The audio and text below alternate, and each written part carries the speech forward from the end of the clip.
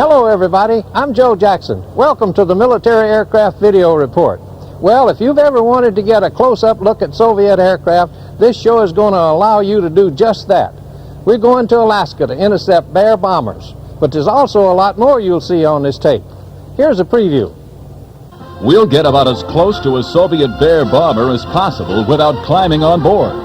Come along with us and the pilots of the Alaska Air Command on an intercept mission. You'll see firsthand how this high-tech cat-and-mouse game is played miles above the Arctic tundra. We'll also show you a perfect restoration of an F-86 Sabre. It's a touching story about a man who built the plane of his dreams after finding it as a derelict in a junkyard. Because we did it the hard way. I mean, we didn't have a lot of money backing us, so we struggled for everything we did. But like I say, just kept on plugging away and finally it got done. And we'll let you fall in love with it too, as we go on a ride courtesy of our special in-cockpit camera. If you love old warbirds, you'll love this one. Later, we'll go back in time to revisit the Korean War and the exploits of Navy pilots. At the time, their actions were unsung. Now there are many stories of courage that are coming out, and our rare footage will take you there. Also, we'll find out about the ultimate war game. The Air Force calls it Red Flag, and it's about as close to actual combat as you can get. Join us in the skies over the Nevada desert for some air-to-air combat that will leave you wanting to strap in. Well, as you can see, it's going to be quite a show, so sit back and enjoy. First, we'll take our usual look at some of the happenings in the world of military aircraft. Let's start with a milestone for the venerable KC-135 tanker.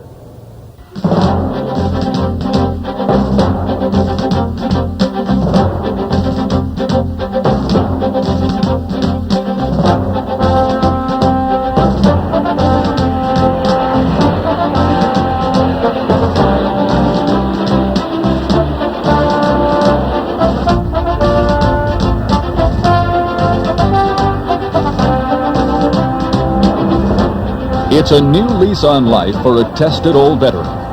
This is the KC-135R, a re-engined version of the backbone of the U.S. Air Force tanker fleet. Right now, Boeing is converting all the older model airplanes to the R configuration by putting on the new CFM56 engines. The new engines are quieter, more fuel efficient, and provide more thrust. The KC-135 has been serving in the Air Force since the late 50s. It remains the only airplane in the world designed specifically for aerial refueling. In all, more than 700 KC-135As were produced, and about 650 remain in service. In the past 20 years, refueling requirements of the armed forces have more than doubled, making the tanker an extremely valuable resource.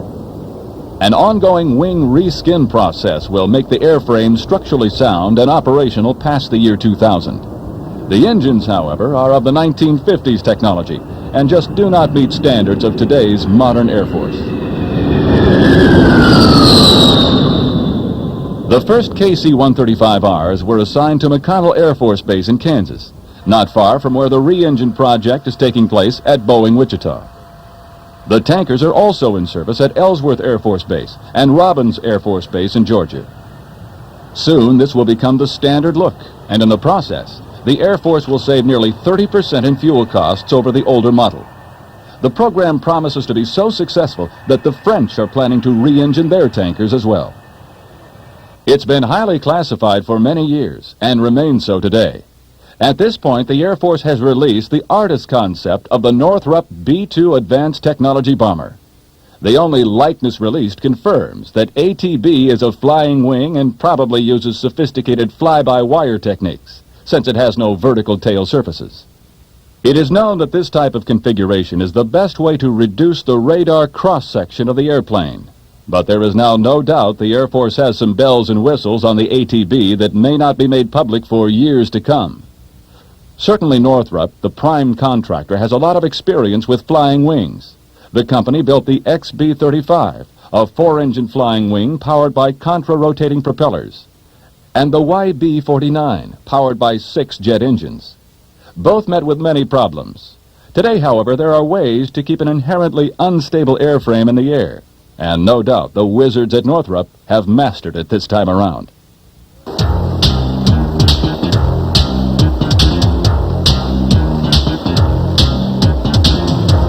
Meet the McDonnell Douglas Apache, an attack helicopter that is rewriting the book on the role and capabilities of such aircraft.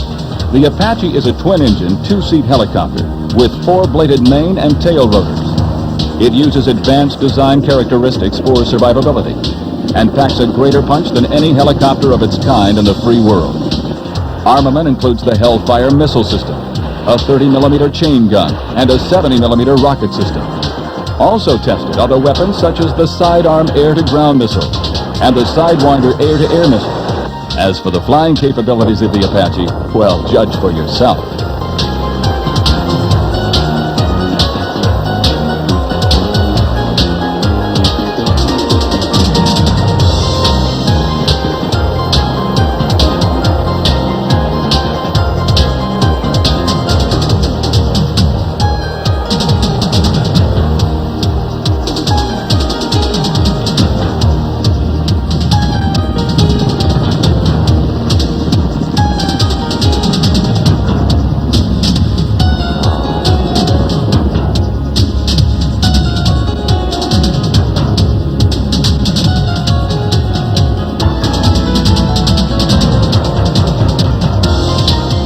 Not the sort of thing you'd expect to see from your average helicopter, but this bird is far from average. U.S. Army units making use of the Apache include the 1st Air Cavalry Division, the 101st Airborne, and the 82nd Airborne. It is also being used by the U.S. forces in Europe, and the National Guard is receiving it as well.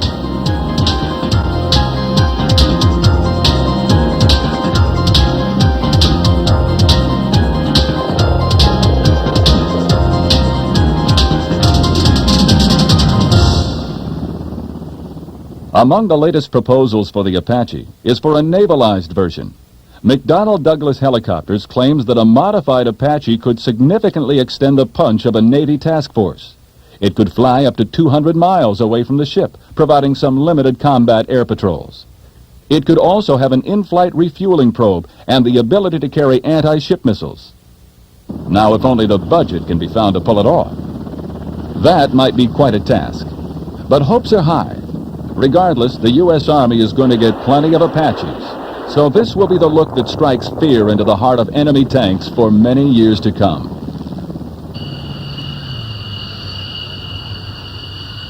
Elsewhere, more and more F-16s are showing up in National Guard outfits these days. We caught up with these two examples from the Montana Air Guard. Montana has figured out a way to maintain low-visibility paint jobs and still keep the distinctive markings often associated with Air Guard airplanes. Other states, such as Oregon and Florida, are also transitioning to the Fighting Falcon.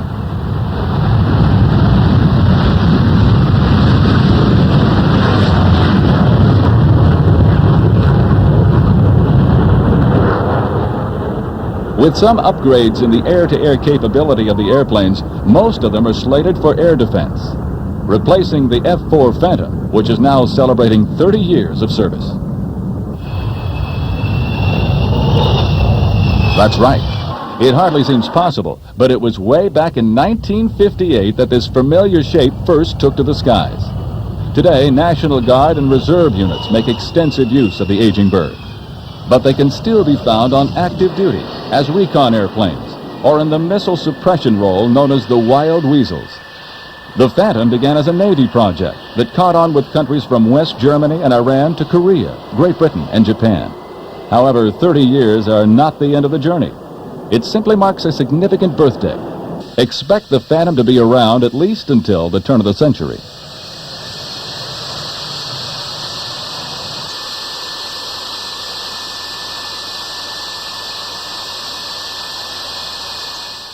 However, this veteran has finally served its time after a career at least or even longer than the Phantoms.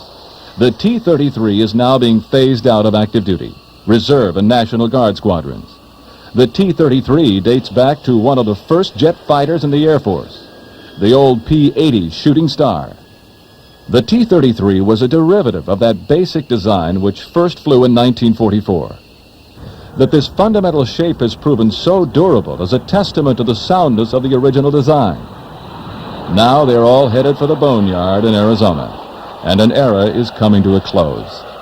However, several generations of Air Force pilots have flown and loved the T-33, so it will not be forgotten.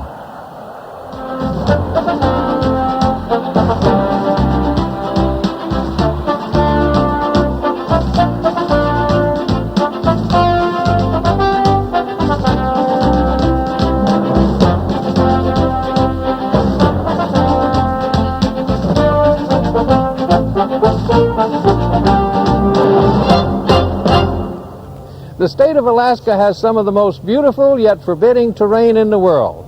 It's also the place where the United States sits nose to nose with the Soviet Union. In our first story, we showcase the Alaska Air Command. They call themselves top cover for North America, and with good reason.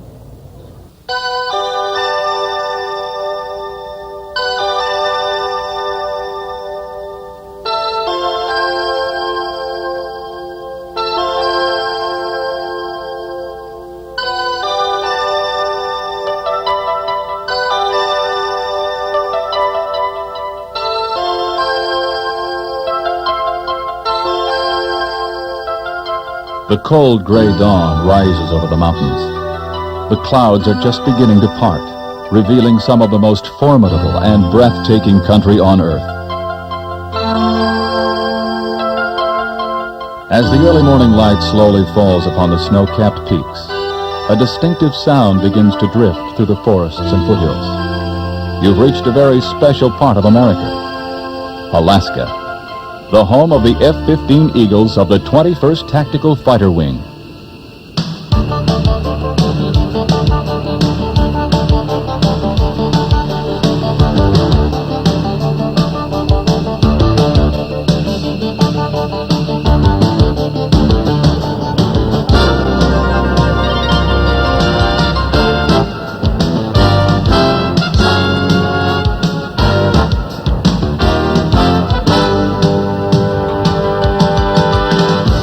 This is Elmendorf Air Force Base, headquarters of the Alaska Air Command.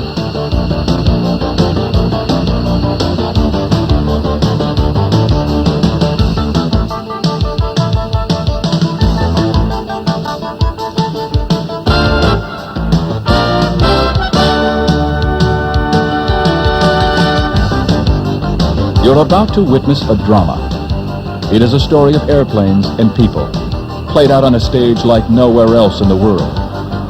Many times this is how it starts, with the thunder of afterburners echoing through snow-laden valleys.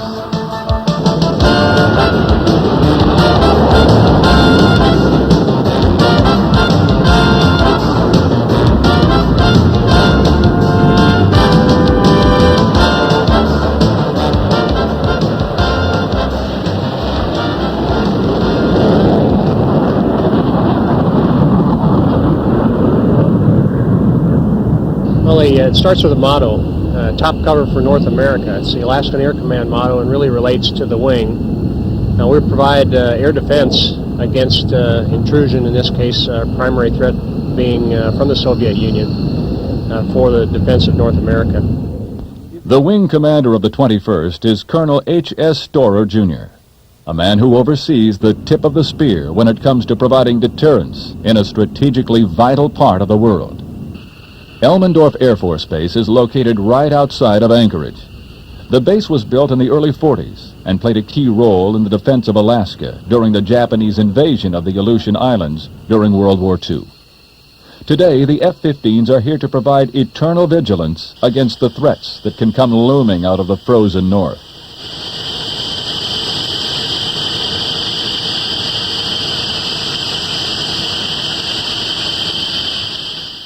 For years, this has been a focal point of U.S. air defense. The vast territory of Alaska covers more than 500,000 square miles and several time zones. It is the job of the Alaska Air Command to make sure it's all secure, 24 hours a day, 365 days a year. There is also a recognition that the Soviet Union is a mere 44 miles away at its closest point. We are the closest state, of course, to them. and because of that, the F-15s based out of Elmendorf here are in a position to make more contact with them than many other locations. And now the Soviets have the ability to launch the so-called Kent cruise missile that can threaten U.S. soil from longer distances than ever before. In the past, these F-15s have intercepted more than 50 Soviet aircraft in a year. In a few moments, we'll meet a Russian bomber up close and personal. But first, let's learn more about the machines and the men who fly them.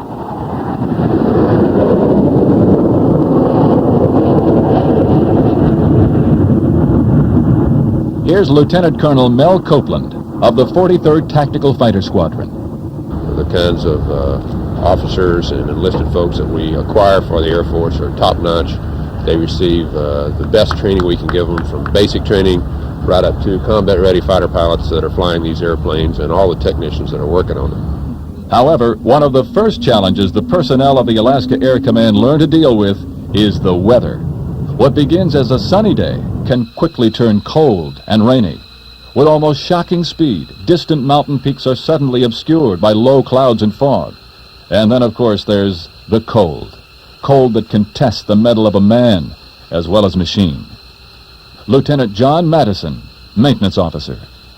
But the biggest problem is when it gets down to 20 and 30 below zero, to work on the airplanes out here in the elements is near impossible without some kind of outside heat source. The ultimate test for cold weather operations took place during a deployment called Cobbler Freeze, involving detachments from the 21st and other units.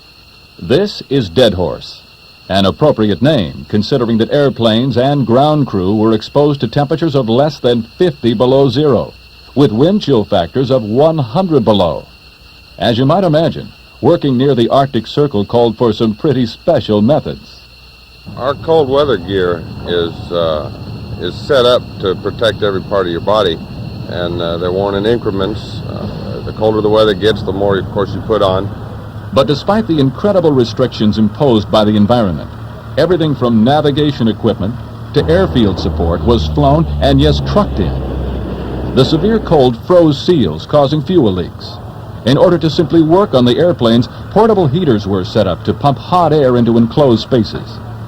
Takeoffs were difficult because of huge contrails of ice crystals thrown up behind each departing plane. But despite the hardships, morale was high, and the F-15s flew missions as far away as the North Pole.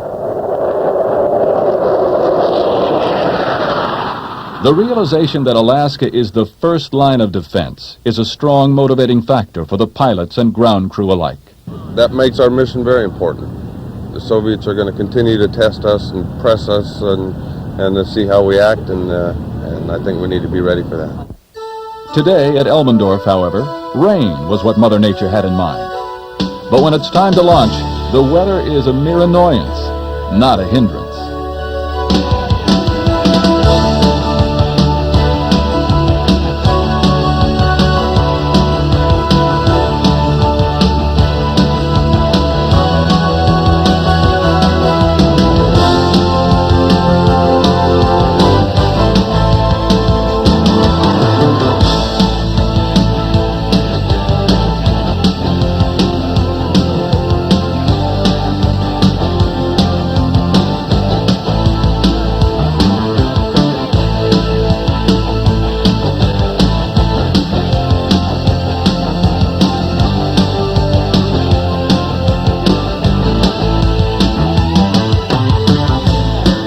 The 21st is now equipped with newer F-15Cs. The C model has up to 600 miles greater range than its predecessor. It can also carry the conformal fuel tanks to extend flight time even more, all of which provides a greater margin of safety. When you're dealing with the distances of Alaska, that could mean the difference between life and death.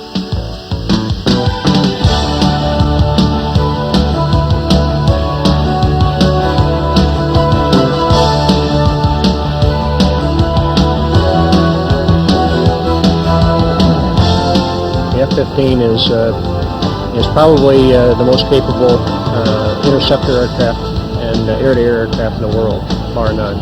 It's got a fantastic radar that allows us to pick up targets much farther out than the old F-4 used to, and of course it's a highly maneuverable aircraft. About 75% of the training here is devoted to air superiority. That means pilots are not only trained over the huge ranges of Alaska, but also participate in major exercises like Red Flag and William Tell. In fact, you're looking at the team that the Alaska Air Command is sending to the William Tell Fighter Interceptor Competition in Florida.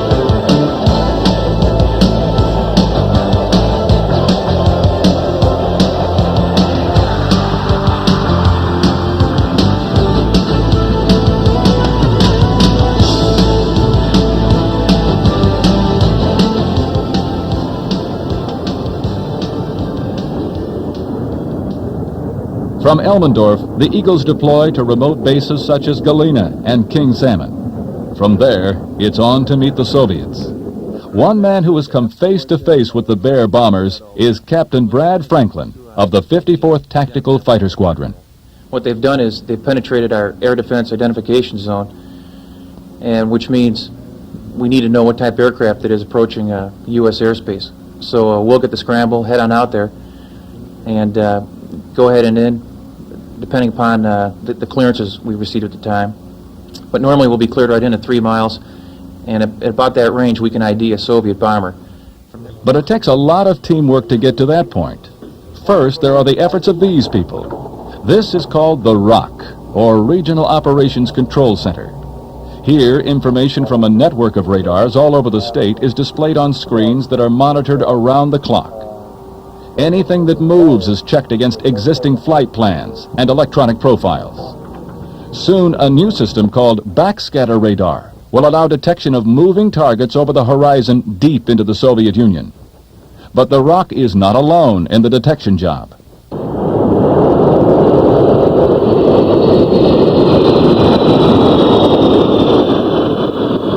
Elmendorf is also home to a detachment of airborne warning and control airplanes, better known as the E-3 AWACS.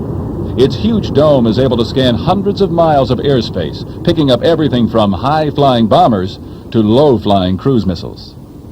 They're a big asset to Alaskan Air Command. AWACS combined with the ROC gives us total coverage of our area responsibility. And then there's the tanker fleet. Air crews rely on the flying gas stations to extend their range and time on station as long as necessary to do the job. It's a huge area. We've got more coastline than any other state. In fact, we've got more coastline than the United States as a whole added up. That, plus the proximity to the Soviet Union, makes it a real challenge. And it all culminates at the moment when the Bear is finally sighted.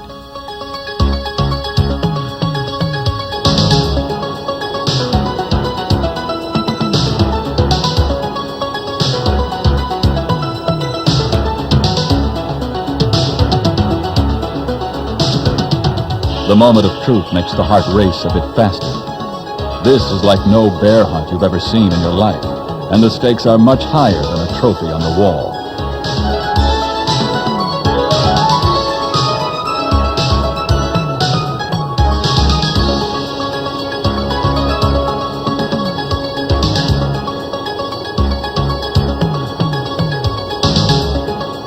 The Eagles take a close and careful look. In this case, it's a Bear H, the cruise missile-carrying variety. And don't let the turboprops fool you. It can move right along. It's an older type-looking aircraft, a turboprop, but it can move right along at about 0.8 Mach. So, being a fighter, we do have to slow down a little bit, but not too much.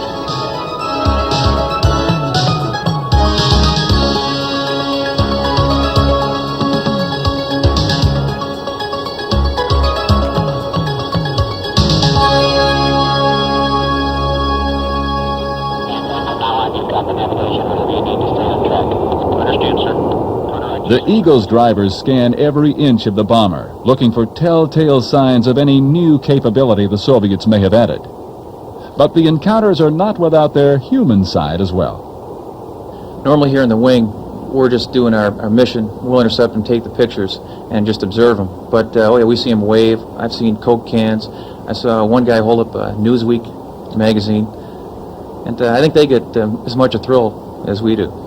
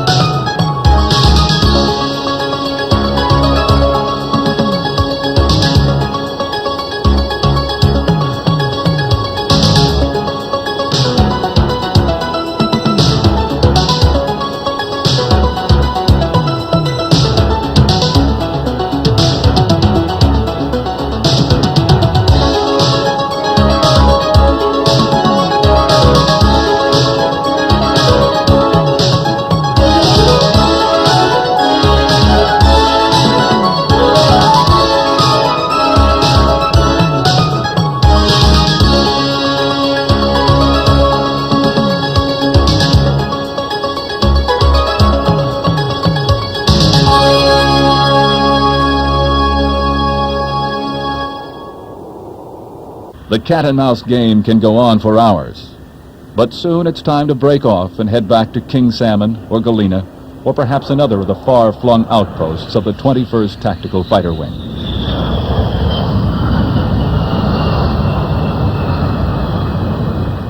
As we've seen, it takes the efforts of many people to make it all work.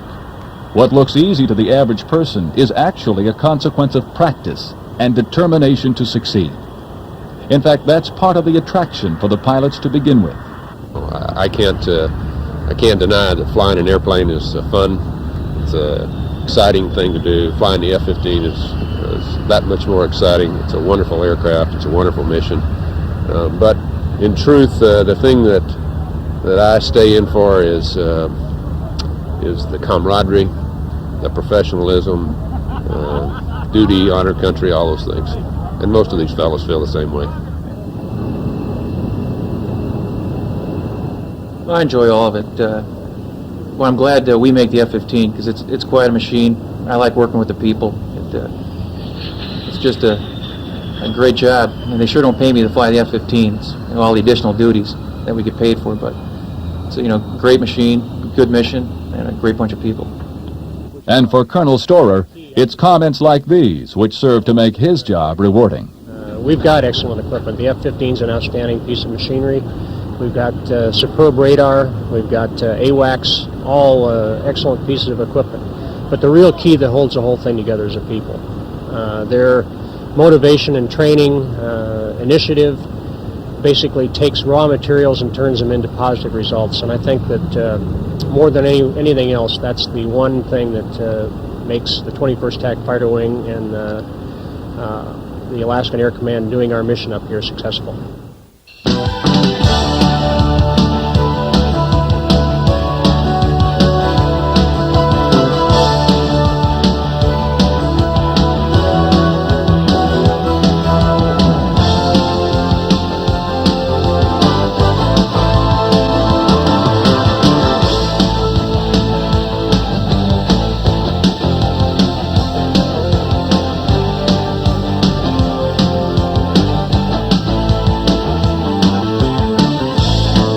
In the future, the Alaska Air Command will continue to provide the bite behind the bark of the U.S. Northern Defense Perimeter.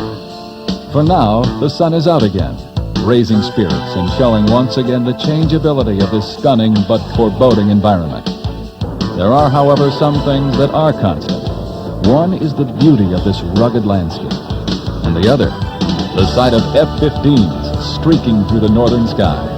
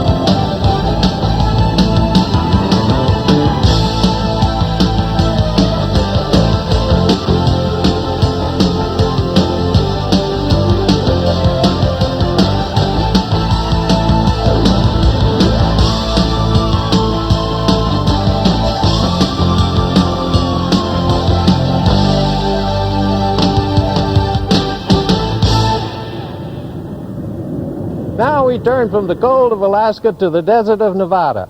In the skies above the jagged mountains near Las Vegas, you'll find some of the toughest flying in the Air Force. A special aerial war game takes place there. It's called Red Flag, and there's nothing like it in the world.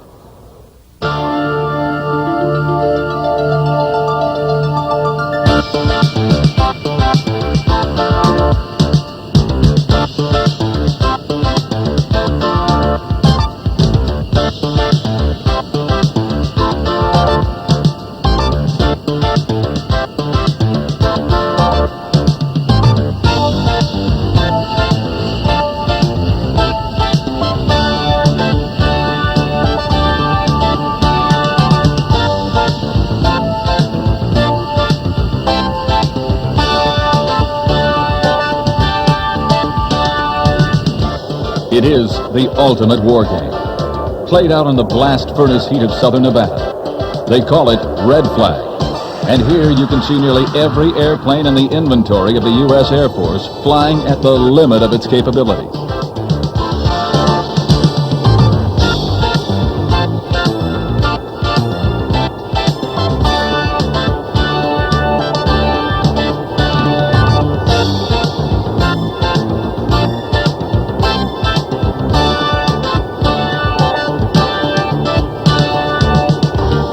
This kind of flying is the result of lessons learned years ago in Vietnam.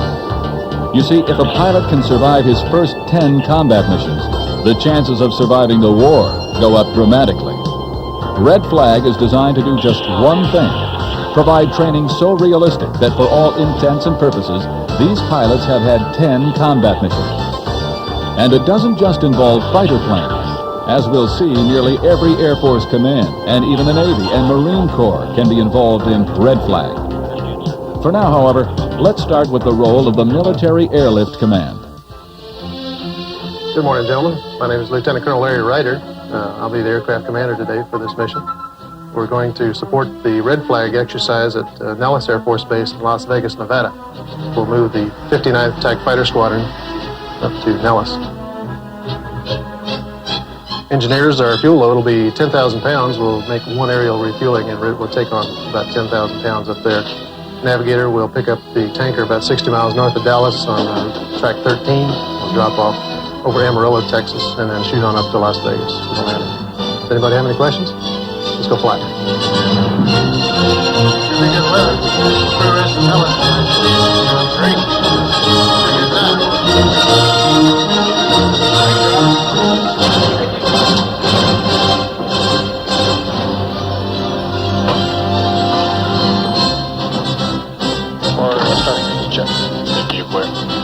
There. Check. Starts like emergency. Before starting to put toe bit. Navigator. Ready?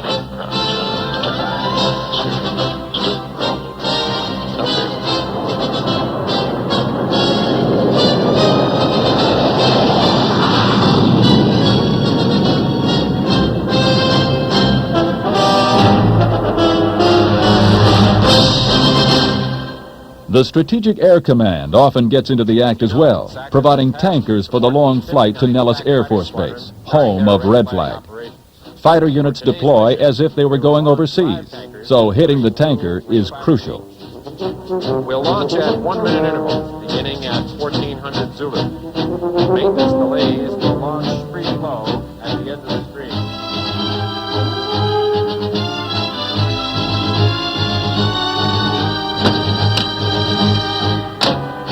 Riverside, you've got 12 done scheduled, 22,000 scheduled, 3 miles a day. Shouldn't be any problem. Okay. Have a good flight. Thank you very much.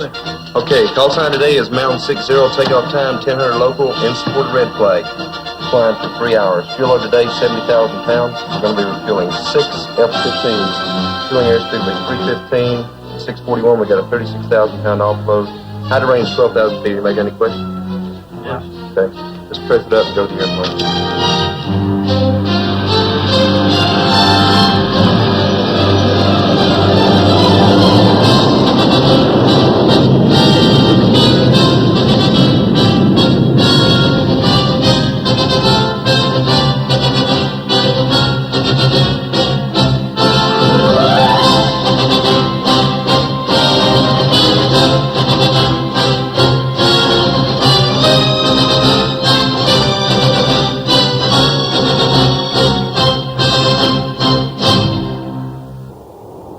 Upon arrival at Nellis, the training begins. That means the visiting units have to go against the aggressors. Air Force pilots specially trained to simulate Soviet air-to-air tactics. For the next couple of days, the F-15 Eagle drivers are in for some pretty intense flying. See for yourself. Those targets protected by the aggressors and F-5s, surface-to-air missiles, as well as anti-aircraft artillery, and your communications problem will be compounded by communications jamming. It's up to you at this point to put it all together, all that training that you've had up to this point in time, to get the best out of this particular exercise. Okay, today, guys, our mission is going to be a combined mission of both sweep and force protection. Tony, you and I are going to be Eagle Flight, and we'll be responsible for the sweep part of the mission. We'll precede the strikers into the area, and we'll be responsible for maintaining air superiority, or in other words, keeping the red air off the strikers. On takeoff, we go close echelon up to Desert Rock. At Desert Rock will be a right-hand turn to go north up toward Quartzsite. At Quartzsite, we'll be split into two elements. Baron 1-3 and 1-4 will be staying at Quartzsite, electing to drop down to 10,000-foot block. Ron, you'll be flying in Lion Flight, responsible for force protection with the strikers. Jack, you'll lead Wolf Flight, establish a roving cap in the northern area, and be responsible for protecting the strikers during egress. For sweep, Tony, you and I, we're responsible for air superiority. We'll try to search out for an entire time out there, primarily looking for red air. Your job today will be to look for the blue air-to-ground strikers. We want you to go ahead and strip the cap of the players coming inbound so that 1-3 and 1-4 are able to hit the strikers prior to getting to the target.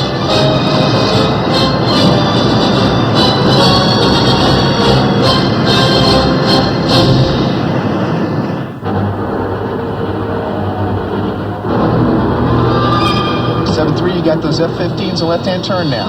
Brake left, we're up. 270, they're now 5 o'clock, about a mile and a half. Roger, braking left.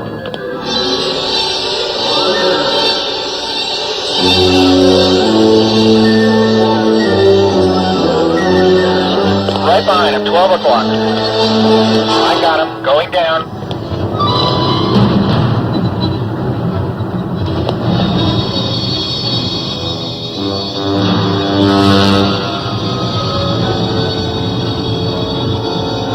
He's rolling out, stay with him. Raj, going with him. He's braking right. There he goes, don't lose him. Raj, he's on my nose, I still got him. He's rolling out, brake left now, brake left. Braking left. Turning with him. There he goes, popping up, watch him.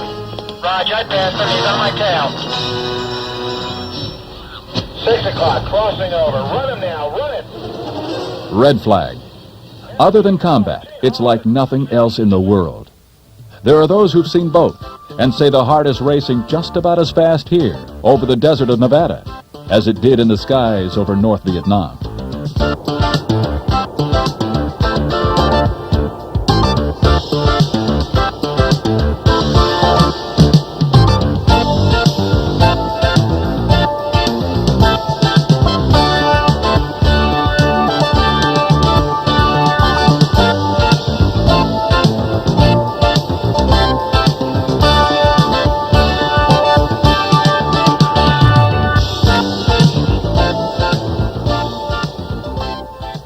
They call Nellis Air Force Base the home of the fighter pilot.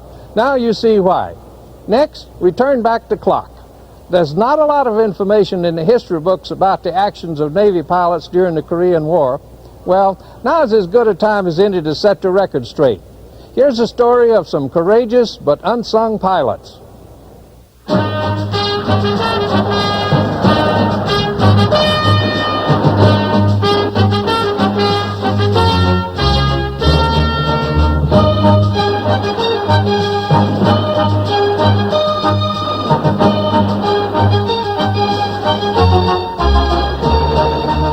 For 3 long years it raged. At first it was called a police action, but to the men who fought, it was a war pure and simple and dangerous. Korea.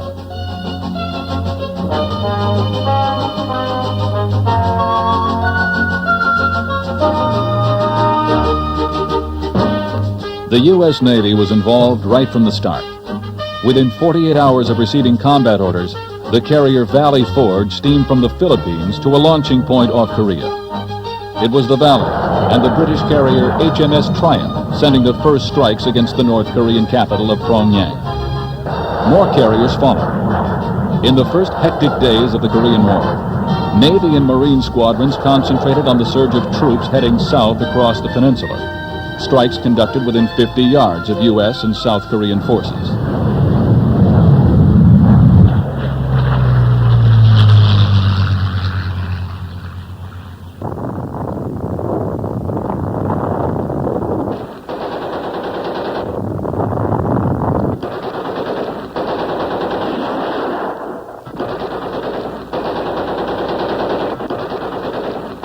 It was tough going, slugging it out against a tremendous volume of ground fire to strike targets ranging from factories to trucks. After the initial thrust by the North Koreans, the United Nations forces under General Douglas MacArthur struck back at Incheon in a daring move to cut off and encircle the North Koreans. Navy planes are the first on the scene, softening up the area prior to landing. The Incheon invasion proved successful, and rapidly UN forces advanced northward toward Manchuria. But by that time, the North Koreans were receiving supplies from the Chinese and Soviet Union. The supply lines crossed the now famous Yalu River, and Navy planes make an all-out effort to cut the lines by destroying the bridges. The attempt led directly to more aerial combat between Navy F-9F Panther jets and communist aircraft. Jets from the Philippine Sea tangled with MiGs over the Yalu, and the Navy recorded its first jet kills of the war. However, another chapter in the conflict soon opens as China enters the war, sending waves of troops to stop the UN advance in the snows of North Korea. One decisive factor in helping ground forces proves to be the air support. History now records that the withdrawal of UN forces from North Korea might have been much worse had it not been for the relentless pressure brought by aircraft carriers off both coasts.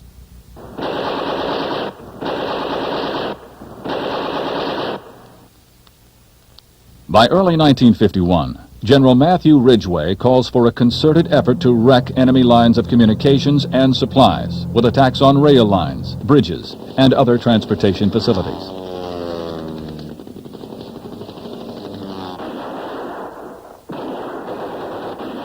For the Navy carriers, it turns out to be an around-the-clock job. Flight operations of such intensity that World War II veterans couldn't recall a larger effort. It was also a time of transition for the Navy. Fighter assets included the Panthers and Banshees, early jet aircraft. Attack chores fell to the piston airplanes, Corsairs, and Sky Raiders. Slowly, the UN forces began to drive back north again, in coordination with the U.S. 5th Air Force and the Marine Corps. A now nearly forgotten mission illustrates the length naval forces would go to interdict supplies. In April 1951, the North Koreans and Chinese launch a spring offensive. The Pagan River formed the natural defense barrier, but further upstream the enemy closes the gates of a crucial reservoir, hoping to keep the river level low in order to attack across the riverbed. However, in a surprise move, the USS Princeton sends torpedo bombers to destroy the floodgates, thus flooding the river valley.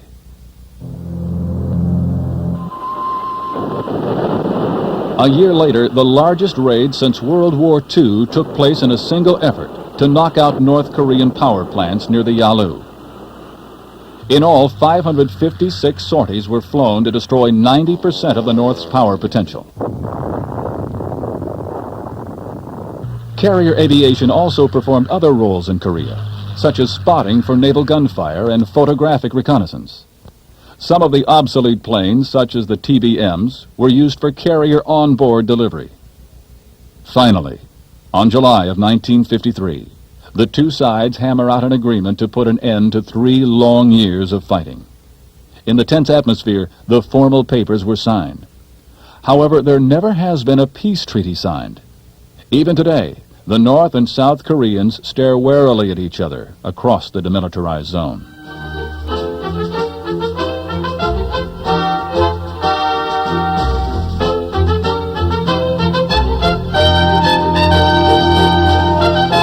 From Korea, the U.S. Navy would go on to learn other lessons off the coast of Vietnam. But the final book on naval air in Korea is still impressive. From late 1950 to 1953, the U.S. Navy was continuously on station off Korea. The final totals include 283,000 carrier launches. Naval planes flew more than one-third of all combat sorties flown by the U.S. in Korea. And to top it all off, carrier aircraft delivered more tonnage than that which was dropped in all of World War II.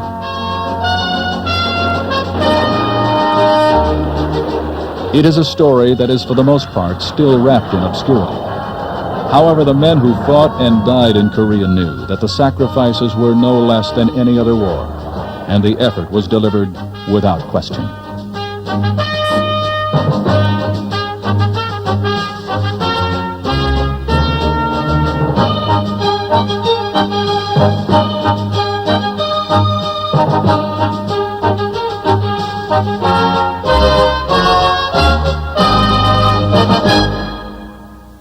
Now, let's take a look at the key instrument used by the Air Force during the Korean War, the F-86 Sabre. Recently, we found a man of rare character who's keeping a piece of aviation history alive. Many years ago, Ben Hall fell in love with the Sabre. That love is alive today, and after you see this story, I think you'll understand why.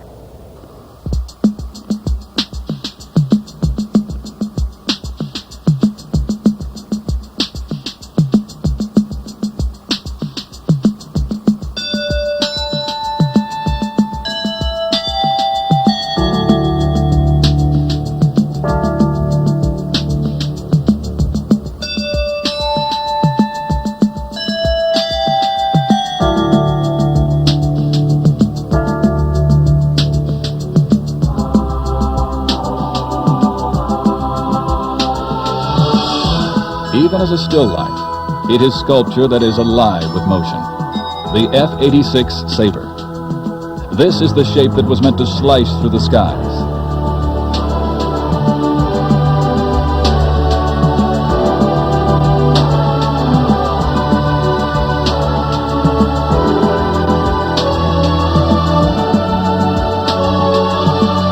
Conceived from the start to be the ultimate expression of what a fighter plane is all about. It's difficult to believe the origins of the Sabre date back more than 40 years ago. But this is no museum piece. No, this Sabre lives.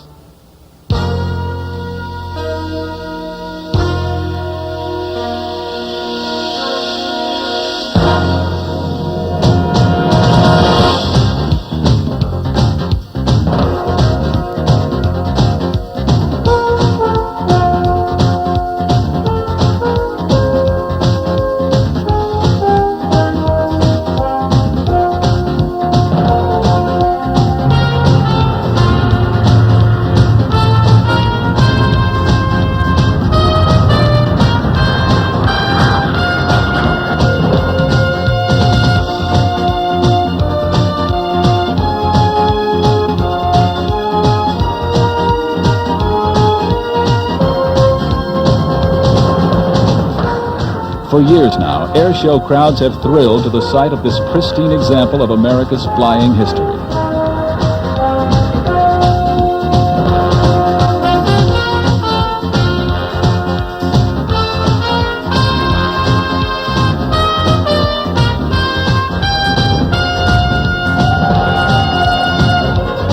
And yet the story behind what you see here is more impressive than you might imagine. That this Sabre is flying today is due to the sweat, tears, and yes, even the blood of one man. His name is Ben Hall. Well, of course, it had been my dream, even when I got out of service, to fly the 86, because it was just, seemed to be the ultimate aircraft at that time, and matter of fact, it's still at this time as far as I'm concerned, as it's just a Cadillac. Ben flew P-47s and P-51s in the years following World War II. He got out of the service just as the F-86 was coming online. He never forgot its sleek shape and thought to himself, someday, maybe. But the sleek, polished example you see here is a far cry from the way things started for Ben Hall. This is what the airplane looked like when it was rescued from oblivion in the hot summer sun of Central California. A friend of mine ran across it down in Fresno, California. And he called me, mentioned it to me, and my first reaction was, "Are you crazy? What am I going to do with a jet, you know?" And, of course, then a couple of weeks later, I was thinking about it at night. I said, what the heck, it's something to play with. And I guess, I could say we never really went into it with, boy, we're going to get this done. But as we went along, it looked like we might make it. From this point, it took more than 10,000 hours of work and countless moments of frustration to bring the Sabre back to life. Initially, Ben and his volunteer friends were not even sure it was possible. I don't know, a person would never dream that you could put it together, but it was something that we could, play with during the weekends initially. But as we got farther into it, we could see that I either had to finish it or forget it. And fortunately, we were able to finish it. There were only 554 of the A-model Sabres made, but fortunately, total Sabre production numbered in the thousands. That does not include all the examples made by other countries, such as Canada. Still, it is a vintage airplane, and parts are not available at your local pilot's shop. Amazingly enough, there was only about 2 items that were difficult to find. One was a casting that was missing from the airplane. It was peculiar to this particular block number of airplanes. And we did quite a bit of searching, but we did come up with one. And initially, tailpipes were very scarce, but we came across a couple of those, so that worked out good too. And there were personal setbacks as well, including the death of 2 of the original restoration crew. There was initially 3 of us involved, 2 of my good friends, and about a year and a half into the project, coming back from Reno, and they were in one of my T6s, and something happened. They hit a snag and killed them both. So that really, sets you back. There was also the problem of getting a civilian registration for an F-86 Sabre. Let's just say it took an Herculean effort. And we spent a year and 10 months corresponding, phone calls, 35 phone calls for Washington, D.C., trying to get this thing going. And like I say, a year and 10 months later, we came up with the registration, so it wasn't easy there either. But the hard work did pay off.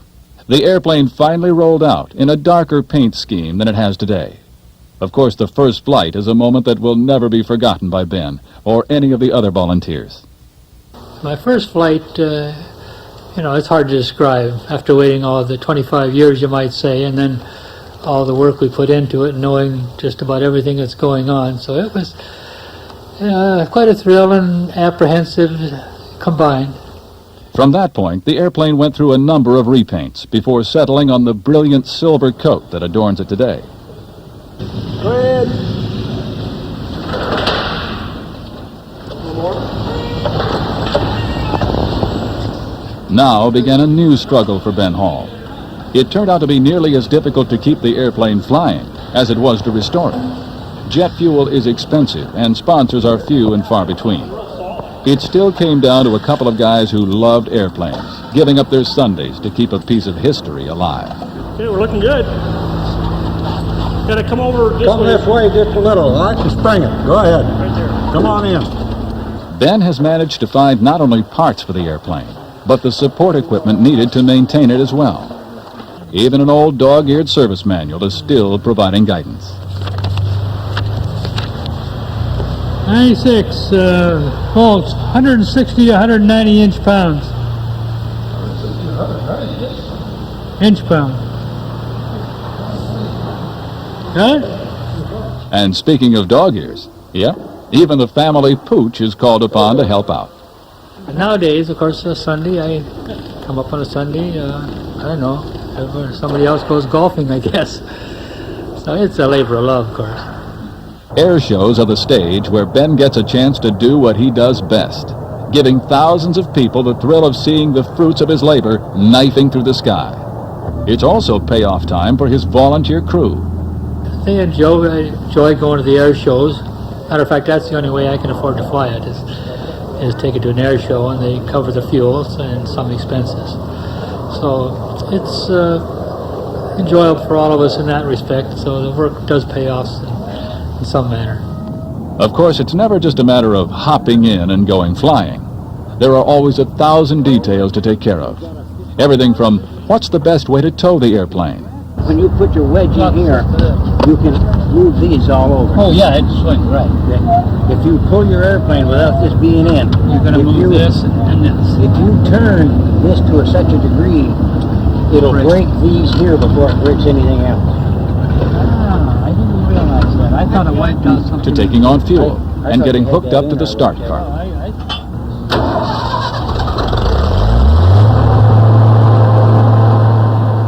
But finally, it's time to settle into the cockpit and put everything else out of the mind except flying the airplane.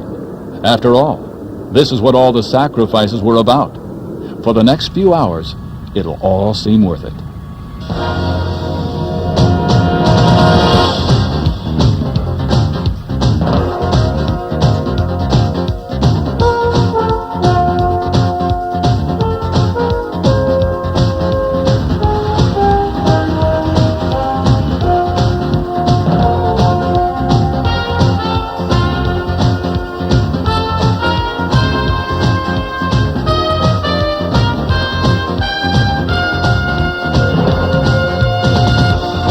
Low and fast, thrilling the crowd with the speed and power of the Sabre.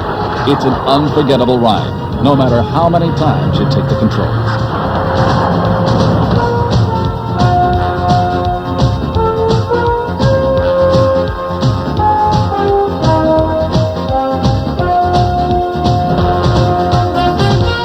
It gets quite exciting, especially you start pulling 4 or 5 Gs and working up a little sweat. It gets the adrenaline going.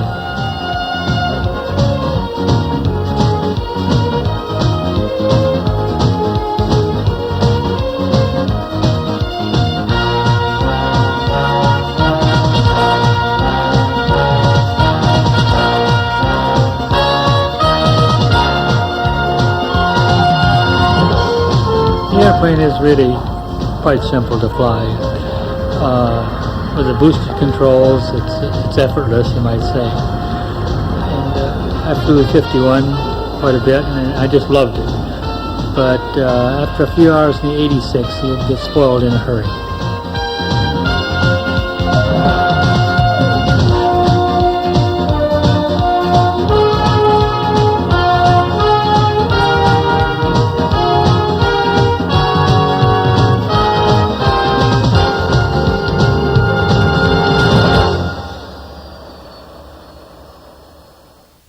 This is where the Sabre earned the spurs that command so much respect today. The skies over Korea. It was the first swept-wing fighter in the Air Force. Operational for just 1 year before the war broke out, the Sabres began shooting down MiG-15s within 1 day of their arrival in Korea. The stories of pilots in the 5th Air Force are now part of Air Force legend. The famous fighter sweeps to MiG Alley near the Yalu River coming to mind. In the first 6 months, Sabres downed 44 MiGs and damaged 77 with combat losses of only 6 F-86s. The kill ratio of Sabres remains among the highest of any American combat aircraft ever made. That record was very much on the mind of Ben Hall when he fought to bring this airplane to life. The thing is, the 86 had a short life, just during the Korean War. But it was the first swept-wing fighter, and it first one to get in combat against, of course, the MiG-15. So I think it certainly deserves a place in history in that respect.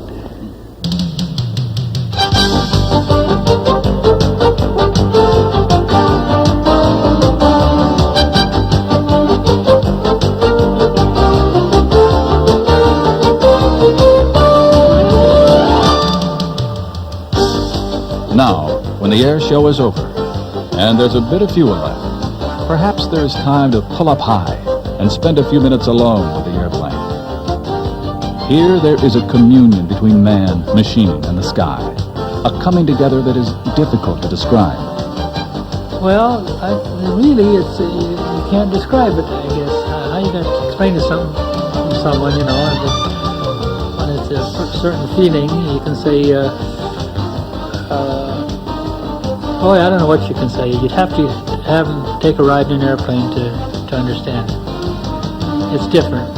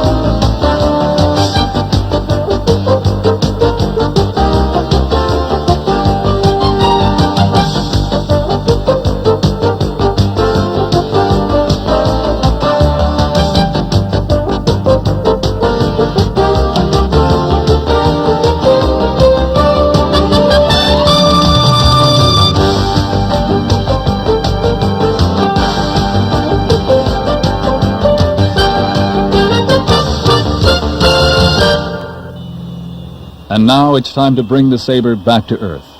The experience of the pilot in the airplane combining in a truly graceful exhibition of how to do it right.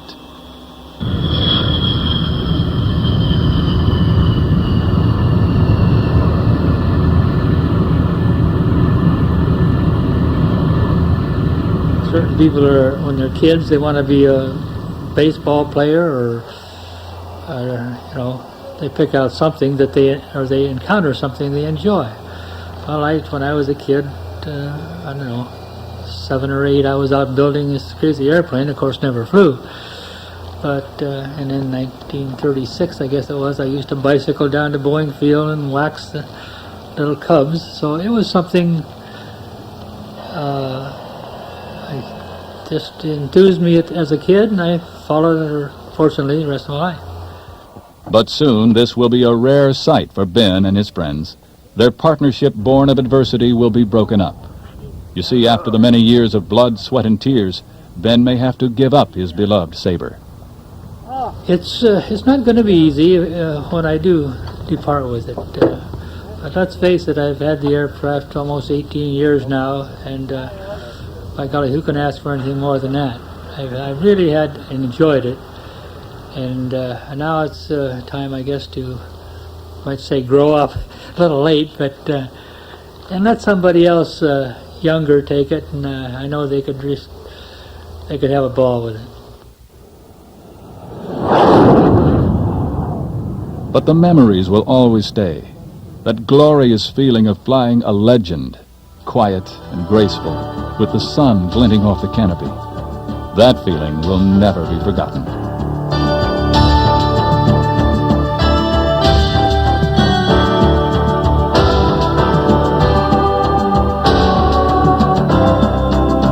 Hadn't I got into this, what would I have done, or what I've gotten into? Who knows? So this is the way it went, and I had a lot of fun.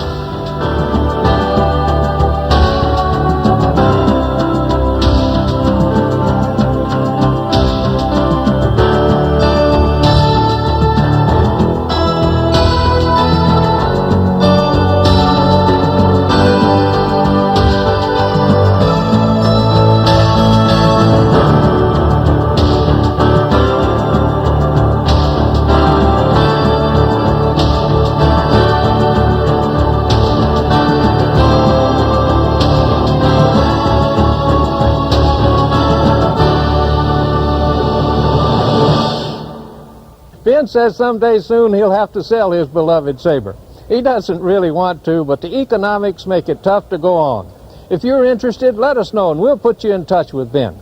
Well, that's all for this edition of the Military Aircraft Video Report. Remember, there are a series of these programs, and if you haven't seen them all, you're really missing something. Thanks for watching. We'll see you next time. I'm Joe Jackson. So long, everybody.